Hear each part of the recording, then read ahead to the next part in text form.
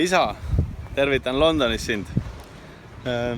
Mäletad vist seda kohta, kuigi aega on juba mööda läinud, 9 aastat peaaegu, umbes täpselt isegi, mõned päevad peale.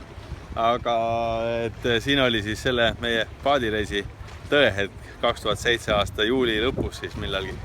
Ja täna ei ole siin olukord ausalt muutunud. Ma vaatasin, need lüüsid on seal samamoodi rämpsu ja prahti täis, kuigi mulle tundub, et siis olid tunduvalt hullemad. Aga seal vist on see pargas, mille taha me tookord jänes püksis peitu sõitsime kohe, kui me saime nüüd õiget merd ja seda Temsi jõudu nagu tunnetada korraks, et päris karm, päris hull ettevõtmine oli tegelikult, kui nüüd tagantjärgi mõelda.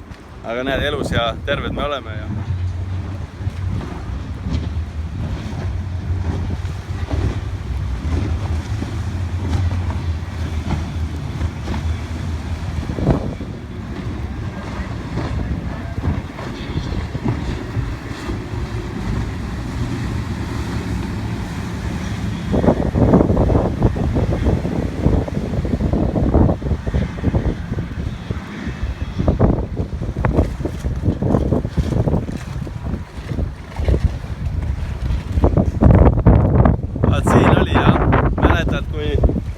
need suured väravad, mille peal ma praegu seisan.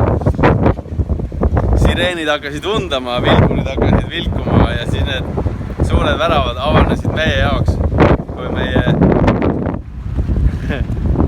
see suur merede avastamise mõte siis lõpuks reaalsuseks sai. Et siin Inglismaa kanalides mitu nädalat oli ikkagi siuke väga-väga nauditav siuke puhkus, aga katsumus hakkas siis sellest samast hetkest siin. Tuttav sodi ka peaaegu, aga minu meelest oli teda siis rohkem kilekotte ja muid asju, millesse me kohe hetkega takerdusime. Ja siis see sadama vaht siin ka vaatas ikka, et päris normaalsed inimesed pole. Et väga toredad emotsioonid tekivad praegu selle peale tagasi mõeldes.